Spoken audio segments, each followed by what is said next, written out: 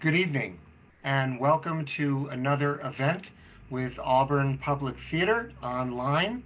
And tonight we are proud to introduce Melody Smith Johnson to you. Some of you may have seen her as part of the Harriet Tubman Troupe. She is a multi-talented young lady who is involved in many, many different organizations and has quite a history as a performer, which you shall see in a few minutes. Right now, I'm going to turn over the program this evening to our artistic director, Angela Didabo, who will host the rest of the evening. We want to thank you for joining us, and let me do my thing here.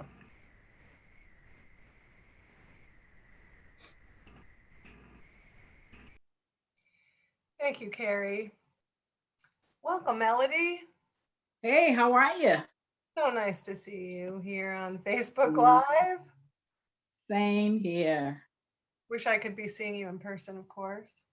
Yeah, we have to blame a little lady called Rona for that. That's right. She's in deep trouble. Absolutely.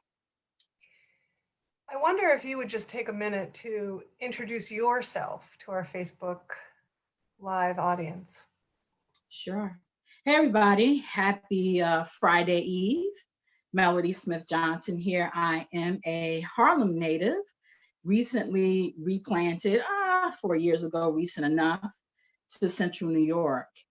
And I've had an amazing opportunity to connect with the Auburn Public Theater. I sit on their board. I have had an amazing time up here in the cold. I've not experienced a winter like Central New York. I'm sure many people can agree. And I am a mother, a grandmother, a wife, a servant leader. I'm a minister at my church. I also founded a nonprofit organization that functions to help young women of color bridge the gap. It's called the Beverly L. Smith Empowerment Initiative, named after my mom. Bridge the gap between high school and college, college and career, or college and entrepreneurship. It's important to help young women bridge gaps of knowledge gaps, money gaps, to be able to get the education and get their leg up. Community work is very important to me. And I've been able to find a nice niche here at Auburn. I also run a bedazzling company called Divine Coverings. You can find us on Facebook and Instagram. But more importantly, tonight here, oh, there you go, Angela. Yes, yes. Sunny bedazzled sunnies and eyeglasses are a part of our product line. But tonight, I'm here to share with you a personal story, and Angela can introduce us, I guess, and then I can talk a little bit more about tonight. Wonderful. Thank you so much. You know, Mel, I'm feeling so nervous. I don't know why I'm feeling nervous. I'm not the one who has to perform, but I think as I've been thinking about this event all day today, I was trying to remember how long ago we met. I think it's a few years ago already. Yeah, probably in 2016 or 17. 17, yeah. And I can't remember what year it was, but I can remember the first time you literally wandered into Auburn Public Theater, because I think you came to a meeting directly from work. And That's correct. so the meeting had started. So you made one of your, you're the kind of person who every time you enter the room, you make a fabulous entrance. Hmm. And I remember your entrance. And I remember even before you spoke or we introduced ourselves, this used to happen a lot more in early childhood, where you'd see somebody and think, I really want to be friends with that person. Hmm. And then you sat down and we got to know and you started talking and engaged in the meeting. And gratefully, from that night on, we've had the chance to become dear friends, for which I'm very grateful. And the Harriet Tubman Troupe at Auburn Yes. Public Theater began around the production of For Colored Girls Who Have Considered Suicide, When the Rainbow Is Enough. And I can again remember you sitting in the audience of that production, because when the audience emptied out and the actors had left the stage, you were still sitting in the audience. Sure. Do you remember that? I do remember that. Absolutely. Just sort of quietly kind of Absolutely. taking it all in, yeah.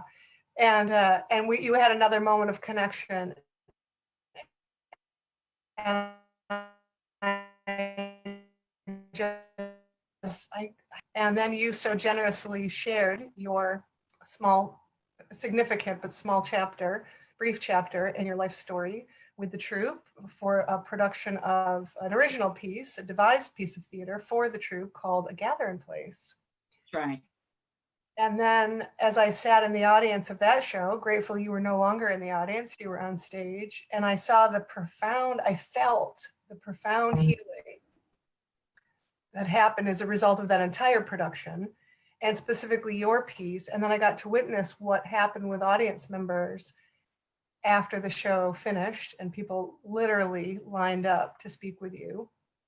And then your husband, God bless your husband, gave us a powerful statement. He said, you know, the more people who see this piece, the more people will be healed. And that was it for me. That was the only marching order I needed to hear. You know what's so funny about that, Angela? I didn't know he spoke to you until much later. But we talked about the piece. We talked about me being involved with the theater in this way. And it, you know, the change always happens. If it's really change, it always happens with you first. With me first, you first, the person who's performing. Oh yeah, absolutely. In this particular piece, as I think many of my sisters who are in the Tubman Troupe will say, that performing together is healing. That's right. Absolutely. I mean, if we go back to the 6th century BCE, which, you know, why don't we? Because we're stuck at home and filling the time. Back to our friend Aristotle. I mean, the Greeks, the ancient Greeks invented theater, created theater, lifted theater out of the religious mass to be, you know, to create something that they referred to as catharsis for the audience, literally the word healing for the audience. And doesn't mean it happens every time a show goes up, but it certainly happened for me every time I saw A Gatherin Place, all of A Gatherin Place. And your piece speaks to me as the artistic director of Auburn Public Theater during these times, because I know that people are, you know, we're all in the same storm. We're not all in the same boat. I read this somewhere. It's not original.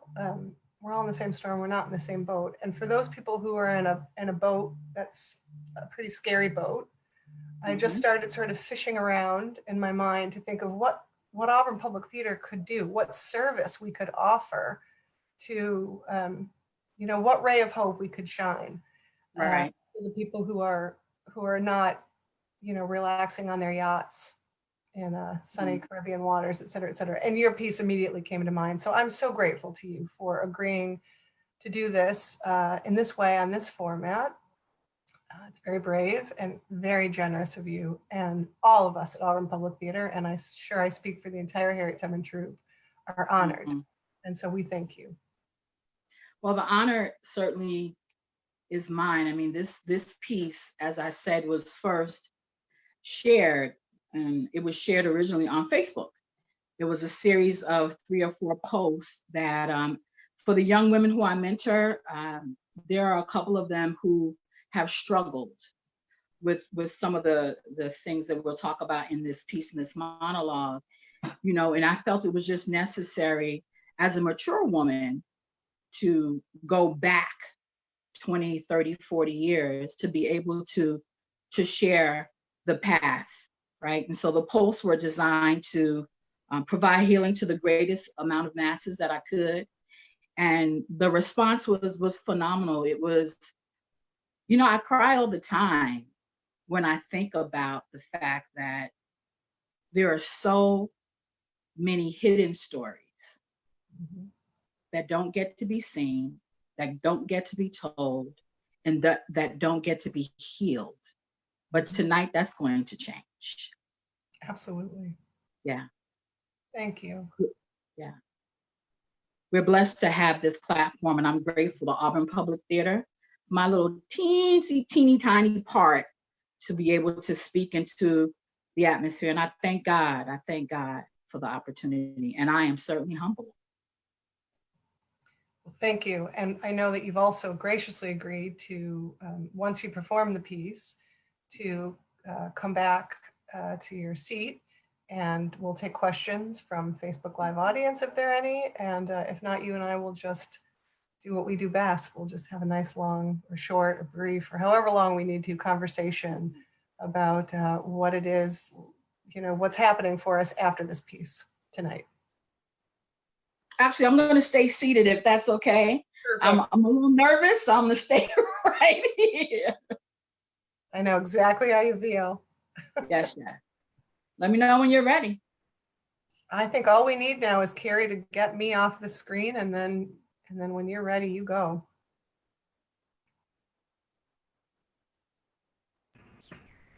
Okay, you're all good.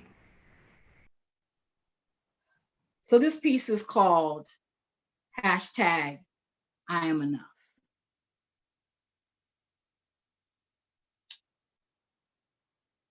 I am a deliberately planned, a specifically gifted, lovingly positioned, and a divinely driven, healed survivor of childhood molestation.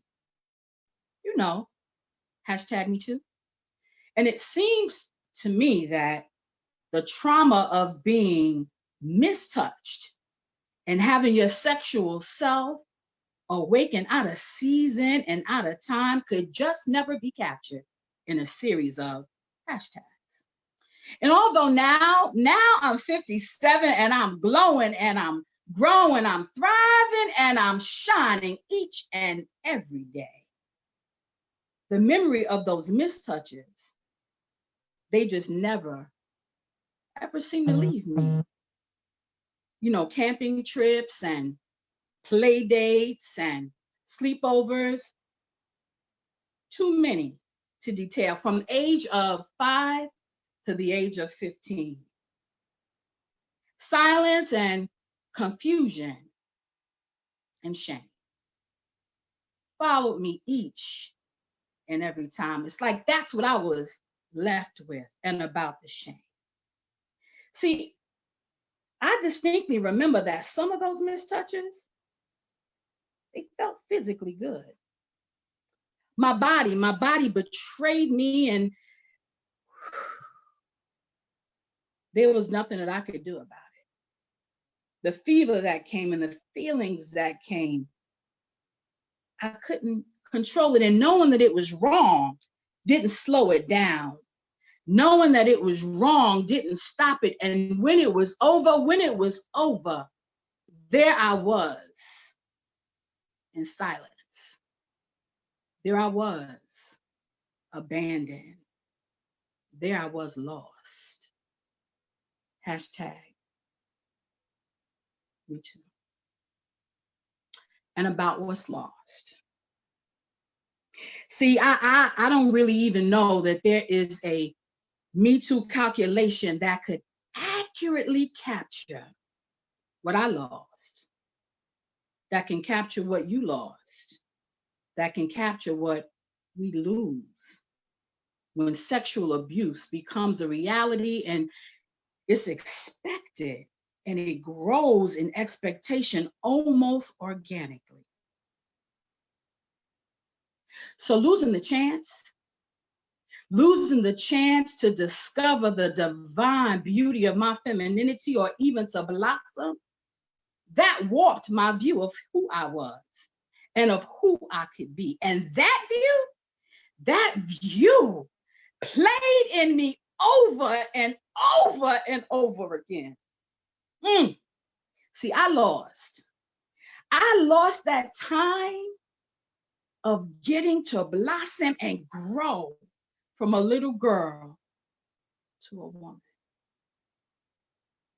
Honestly, you know what? I don't even know if I ever knew what intimacy was, or even how intimacy was supposed to grow. So when it came to loving, and when it came to being loved, I was missing some keys to unlock my heart. It hardened me. It hardened me learning the manipulation that it takes to get something, anything, out of the ugliness of abuse. My God. Tenderness was lost in me. Abandoned relationships, I was lost. Intimate inabilities, I was lost.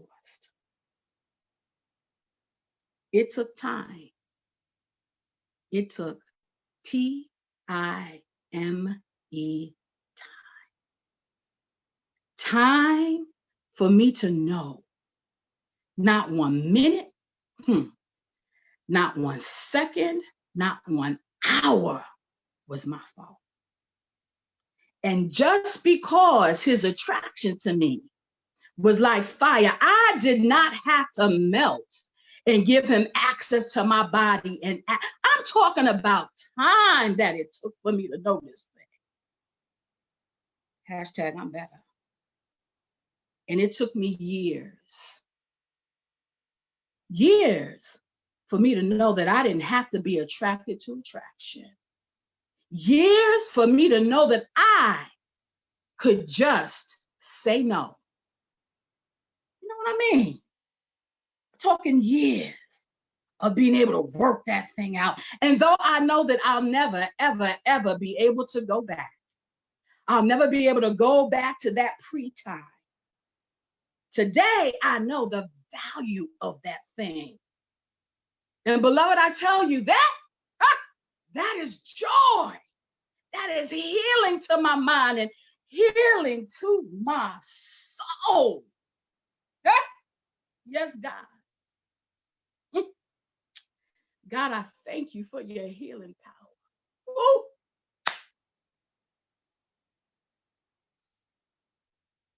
Hashtag me too. Hashtag I'm healed. Hashtag I am enough.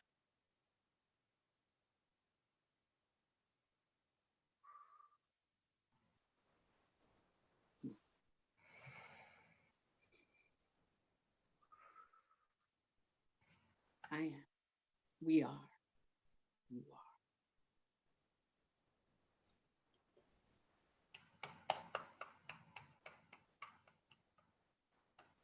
are. Ooh.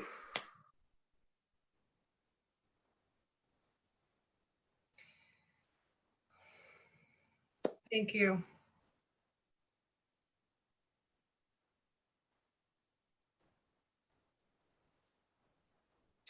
You know, I don't know what people feel having to hear that and knowing that I wasn't writing a story. I was telling my story. And my story is shared by 1 in 3 young women across this country. 1 in 5 young men across this country.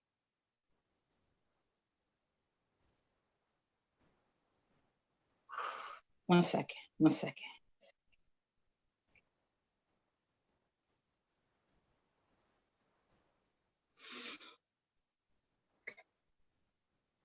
Okay. Yeah. Can you talk for a minute or two about how, obviously without naming names, what it was like when you first performed this at Salt Space and people were lined up to speak with you afterwards, and what some of those conversations were like? Yeah, so the purpose of the piece was, of course, to tell a story that I needed to tell, but I knew that knowing the statistics, knowing the women who I've counseled, knowing the stories that I've heard, that there would be other people to identify with it. And when women, white women, Black women, Latina women, older women, younger women came to me and said, you know what, they didn't say anything. They looked me in the eyes. They shook their heads. Tears ran down our faces, and we just knew. We knew that locking eyes in that moment was continued healing, because folk need to know they are not alone. That's right. And that right there, knowing that someone, you don't have to tell the story, because someone who's been through it knows the shame, knows the guilt, knows the anger, knows the hurt. And when you can connect with another woman on that level, your healing continues. And you know that you've helped that their healing to continue as well. This is heavy stuff. Go ahead, sorry, say that again. This is heavy stuff. Really heavy stuff. It is. But it's necessary to be shared, it's necessary to be said. And what's really amazing, Angela, is that this is just one facet of everybody's story, right? I am not a victim. Okay. I survived. And what you have to know is that abuse at this level spills over into every aspect of your life. I'm a suicide attempt survivor. Because when your life gets taken away from you, your choice gets taken away from you in this way, and the most intimate aspects of who you are gets violated, you feel that there's no hope left. But I'm here to tell you there's hope. As long as there's life, there's hope. As long as there's life, there's hope. I think the first time I ever heard you read the piece out loud at a rehearsal, I think the line that, I mean, the whole thing jumps off the page and jumps off the stage and jumps off your physical presence. But the thing that just kind of took me by the lapels was this great line, hashtag I am healed. Yes. Yes. And I think in this time of hashtag Me Too and hashtag Time's Up and the great necessity of this period of bringing so much, I don't know, darkness to light, light to darkness. And we're not there yet. As you said, there's so many stories yet untold, but this idea of hashtag I am healed, I felt myself lifted up from my seat. Yes, yes, yes, yes. The gift of the hashtag is that you can share with the world, right? But for me, and it, you know, this was a monologue. So every time I deliver it, I add a piece, I miss a piece. There's a piece that I didn't deliver tonight. And it says that I know that it wasn't my fault, no matter how many times I climaxed. Oh, that's right. Because as you grow older, your body just responds. Worse. Yeah, absolutely.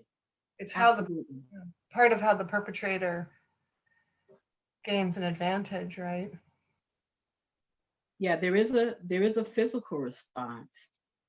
But when we're talking about going from knowing that your body is doing what it's designed to do, and you wanting to be able to do what it's designed to do in a relationship of consent, to get from there to the place of beauty of what it was designed to do requires healing. And for me, my healing came through counseling. It came through my relationship with the Lord. It came through really understanding who I am as a woman, and that I'm not ill-bent, I'm not broken.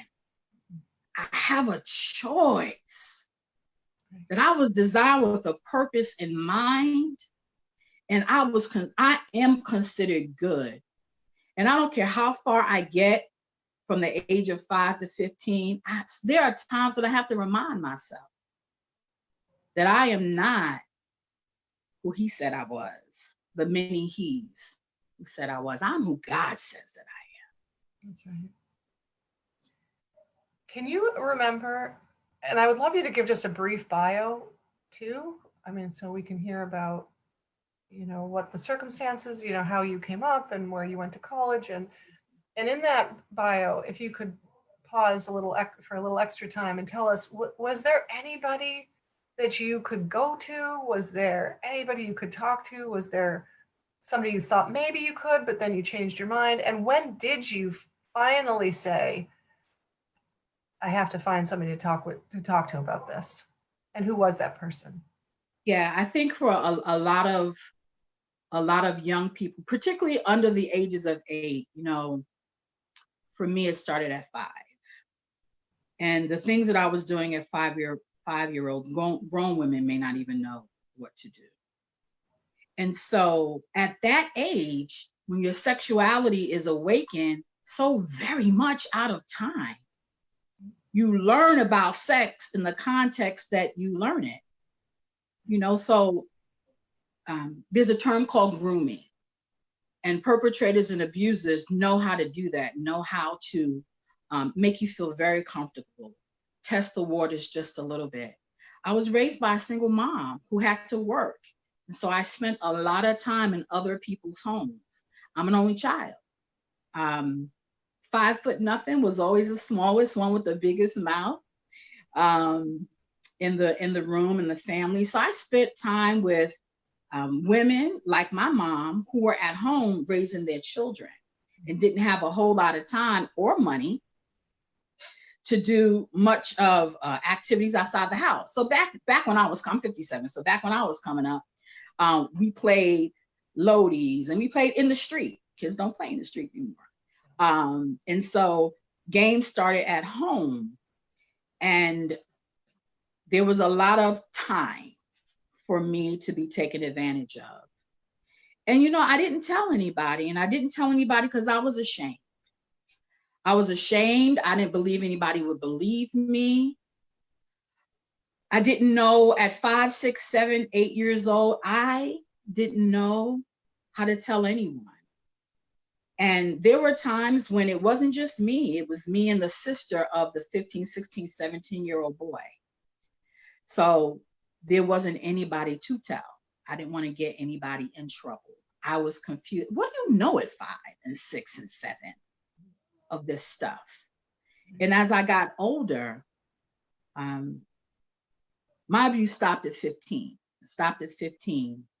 And it stopped because the perpetrator, the potential perpetrator, had entered my home and was living with me. And I had decided that it was going to be him or me. Right? And when I couldn't figure out how to have it not be him, I decided that I just couldn't be here anymore. And I went to jump out of the window.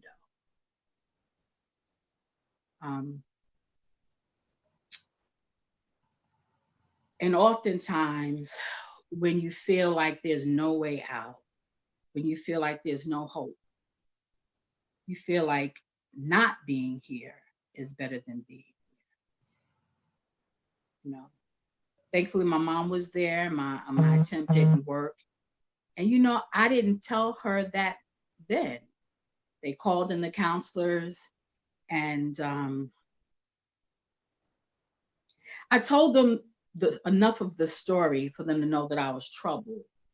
But the shame, Angela, the shame is so powerful.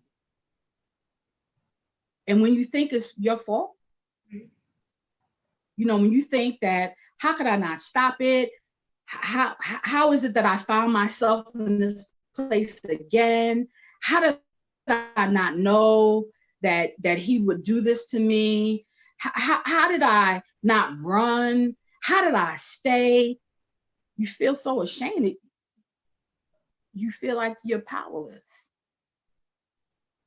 Oh. So I didn't actually tell. I mean, tell. Right, until I was grown, married, and with children. Tell. Yeah. Grown, married, and with the children. I counseled all the women in college simply because, you know, it wasn't telling them. We were sharing the story. We were able to help each other and talk to each other. You know, as you do in college, you talk all kinds of junk. And I also did counseling in college to help other young women know, my age, know that they weren't alone. But without telling. Yeah, we knew. Right. But not telling. That's exactly right. So there was no deep conversations. Right. There was no, I'm not going back home. There was no, you got to tell your mom, you got to tell your dad. No, there wasn't any of that. Understand. When I finally told, I was on the phone with my mom. Okay. She was alive then. And it was my children. I have 2 daughters and a son. And so I wanted to make sure that my girls were safe. I wanted to make sure that they did not wind up in the positions that I did. Not that it was my mom's fault. Yeah, of course. Single mom, do what she had to do. Absolutely. And so I said to her that there was something that I needed to do. And she said, why, baby? I said, Mom, you need to know, man. My babies can't go around him. You don't know what he did to me. Ugh. She broke down crying. Yeah. I was going to ask, how did that go? How was that conversation? Difficult, I'm sure. Well, you got to understand, I'm in my late 20s now, and she thought she took me to places that were safe, people who would take care of me, people who had children of their own to take care of. She paid these people to take care of me, and they allowed this to happen. So many levels of betrayal. So many levels of betrayal. Absolutely. Absolutely. And I'll tell you that it's not only just, because we're talking about 10 years in the span of 5 to 15, right? So at the age of 13 or 14, just learning who I am, figuring out the power of my femininity and just the divinity of it all, and it continuing to happen with men who are much older than me. Men who were boyfriends of my mom. So when I told her that these men that she had relationships with were also having relationships with her daughter,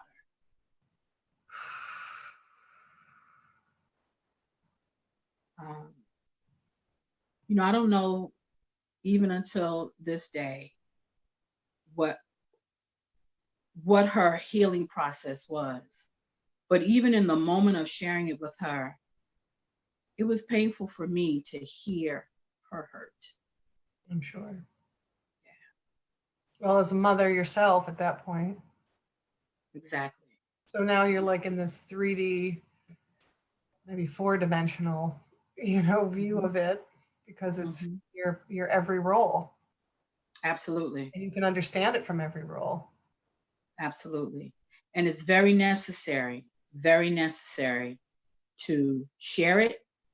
Don't stop sharing it. Find someone who understands.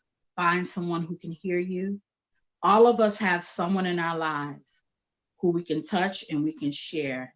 And if, I don't know how many people are listening, how many people are seeing this, but I'm telling you, if you don't have anybody in your life who understands what you've gone through, who understands the shame and the pain and the guilt and the expectation of it happening over again, I'm raising my hand to say, I'm here. I'm not a counselor. I am a minister, but I understand what that pain is, and I understand what healing feels like and what healing looks like, beyond a shadow of a doubt. I surrender to helping. I surrender to being someone who can listen, and then someone who can redirect. Another extraordinarily generous offer. And while we're talking, Carrie's putting a couple of slides up on the screen, 1-800 numbers where people can call for help. That's right. Particularly during this really. And while people are locked behind closed doors, there are greater opportunities for perpetrators to have access, not just access, but for children to not be seen, for teenagers to not have interaction, for people to see that there's something a little off. And so I don't know the numbers of how many reports have increased or anything along those lines, but this is what I know, that this happens in the dark and behind closed doors, in places where people will ignore it. I've heard stories of mothers being in one room, aunties and nieces being in another room, and folk just not talking about it. It's taboo. Time out for that. Time out. Absolutely. That's right. I want people to know. I want perpetrators to know that we see you. What has it been like for you in this, malaise of time we'll call #MeToo, where we're looking at people like Harvey Weinstein and Epstein and the R. Kelly, docuseries. I mean, does that as a survivor, as somebody who is surviving, as somebody who is healed and healing, can you talk a little bit about your relationship to all of a sudden, something that's been cloaked in so much quiet, so much secrecy, so much darkness for you? And I know we spoke offline about how you've shared now with your own family, your own children. Did seeing it, continuing to see it on the news, and I always think of that, like, as I've told you, and many people know about me, my mother was a child protective worker in Cuyahoga County for 13 years. So for many, many years at the dinner table, that's just, without names, of course, that's what she talked about. I'm sure in an effort to just compartmentalize and make sense of and find a place for the horror show she was watching, every day, day in and day out, and all of the people who do this very important work to help safely bring people across the bridge, from danger to safety. But I wonder what it's like for survivors I can imagine what it's like for survivors who have yet to tell their story, but I wonder what it's like for you as a survivor who is now telling your story, to see these, another one. I'm grateful. First of all, I believe when someone says that they've been hurt in this way, I believe them. Like, there is a part of my heart, although the Lord has healed me, hear me clearly. I don't run into a corner. I don't cry. It doesn't trigger me. There are people I'm sure that does happen to, right? That doesn't happen to me now. But when I hear that this is still going on in a way, and we know that it is, come on, we didn't need the Weinsteins and the Epsteins. We didn't need those stories to know that it's happening all across this world. But when I see it, my heart hurts, because I know that there are little girls and little boys whose stories will never make it to the TV, who are suffering right now. And so my prayer comes right after the anger, right after the righteous indignation, right after the wanting to reach into the screen and help hear somebody. My prayer is, Lord, protect these babies. Lord, protect these women. Lord, heal them. Because that's what it's going to take to be able to function in life and then be able to reach out and help somebody else. Because here's the truth. We're all suffering from something. All of us. Absolutely. Right? All of us are suffering from something. What makes our suffering, I hate to say worth it, what makes the bridge between the suffering and the healing powerful is reaching back and helping somebody else. There's no way around that. And I'm sure your mother knew that quite well. My mother died. One of the many things you and I have in common is that we lost our moms when we were about the same age and they were about the same age. Right. And one of the silver linings of that for me is that at my mother's funeral, at the wake, so many of her clients came through that wake line. Mm-hmm. And two women in particular came, and I just remember them with just groups of young children around them. Yeah. You sort of see them down the way and they're inching closer, and the kids are kind of restless, but they're managing to keep these. And they really wanted to let me know, and my brothers and the rest of the family, directly and in person, how much my mom's work had impacted them for the better. And, I think it's another piece of good luck, right? Because when we see people that we love so much pass so young, I always say, nobody ever says to me, now what kind of car was your mom driving, and how much money did she have in her 401k and 401k, and did she have her mortgage paid off or not, and how much, now what kind of jewelry was she wearing, to this day, and it's been almost 20 years, I know for you too. Yes. They talk about the work she did, the good work she did. And, yes. and on a regular basis, I still have the benefit of hearing those stories. And so I know what's eternal. Yes. I don't have to guess and wonder, what lives on. I know what lives on. The amazingly wonderful thing is that I look like my mom. You do. And so the wonderfulness of Facebook are the Facebook memories where I'm able to post things about my mom.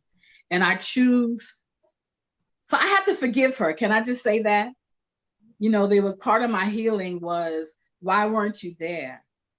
Why didn't you keep me safe? And as I matured and got to understand that she did the best that she could do. Absolutely. She did. She put me in places she thought I was safe. And when I told her, I remember her tears, and I remember her crying, and I purposed that I would never let that happen to my children. But I'll tell you, her memory rests in the work that I do with the initiative that's named after her. Can you tell us a little bit about that? Sure. The Beverly L. Smith Empowerment Initiative, long name, we call it the initiative for short, is a nonprofit organization. www.blsempower.org, Instagram and Facebook at BLS Empower.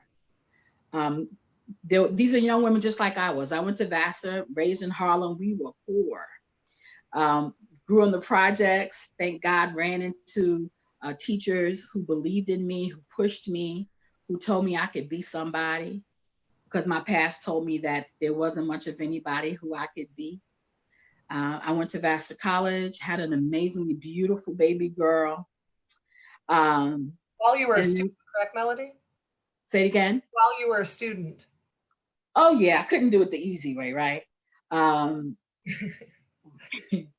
Had my daughter in my junior year, so came home and went to CCNY, and then went back and decided, dang it, I'm going to get a Vassar degree.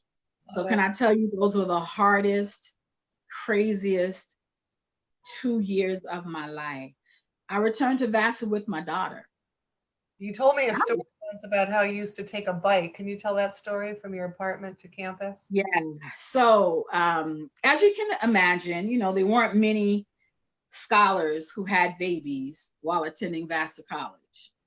Right. Right. And my mama said to me, well, baby, if you want to get an upstate degree, you're going to have to find yourself an upstate babysitter. So I wasn't leaving her home with my mom. No way. So I found, no, but that wasn't going to happen. My mother's old school. You deal with your stuff. And she was right. So I found an apartment off campus, and I didn't drive because most New Yorkers don't. I didn't drive, so I had a bike. And I used to ride the bike in the snow to take my daughter to daycare. Then I would ride the bike to school. And you had her on the bike, right? She was on the bike. On the handles of the bike. So, she doesn't remember that. I don't think she does. It was pretty precarious, but I was determined to get my degree, and I was determined to keep her safe. And so I did a lot of things, you know, that were probably crazy at that time, but I was determined to make sure that I got my degree. I was determined to make my mama proud. I was determined to make sure that my child had opportunities that I didn't have. So I graduated from Vassar in 1986, and she was 2. That's so great. She went to graduation with you, right? She was there. She was there. A beautiful chocolate curly haired, bright-eyed self. That's so great. When they make the movie, Melody, we're going to absolutely make sure that scene not at the cutting room floor. Say that again. She's a screenwriter. She's already come out with her first movie called Strive. You can find it on Hulu and Amazon. She's amazing. She's amazing. Well, she must be amazing because she's your child. She's his child. His child. That's right. His child through you. I have been feeling in these 7 weeks of shut-in, I've been feeling a particularly heightened sense of nervousness on behalf of the children who are sheltering in place with their perpetrators, as I said at the beginning. And in that kind of restless, helpless feeling, I thought, what can we do? What can we do? What can Auburn Public Theater do? What can we offer? What do we have? And so your willingness to share this for me is so profound. I will be forever grateful, because it's very different from being able to do it on the stage at Auburn Public Theater, as we know, because that's available only to people who can make it to the theater. But now it's anybody who can see us on Facebook Live, and then this will stay on Auburn Public Theater's Facebook Live page, and then it will transfer to our YouTube channel. So it exists, Melody. But before we sign off, I just wonder if there are any closing remarks, any comments that you'd like to make? This is an amazing responsibility. You know, the words that come out of our mouths live forever, particularly in this media. And I hope that this reaches a young girl, a young boy, someone who behind closed doors is being hurt, or even the perpetrator, to know that this won't last forever, man. Baby, there's somebody out here who understands, and there's a way out. And although, you know, we're on this platform and I don't know you and you don't know me, I know you. And by virtue of tonight, you know me. And as long as there's life, there's hope. Don't give up. Please don't give up. Because if you give up, there'll never be a chance for you to go from me too to go to I am enough.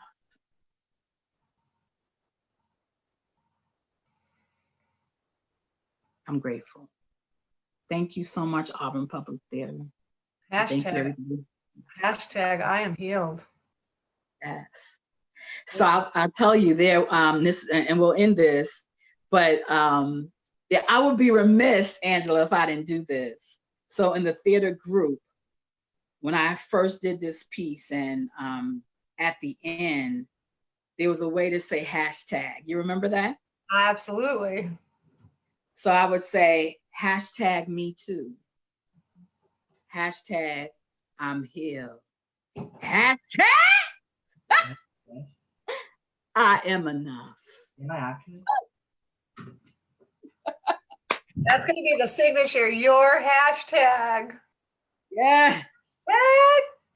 Is that it? It goes up, right? Can you do one more time? Hashtag.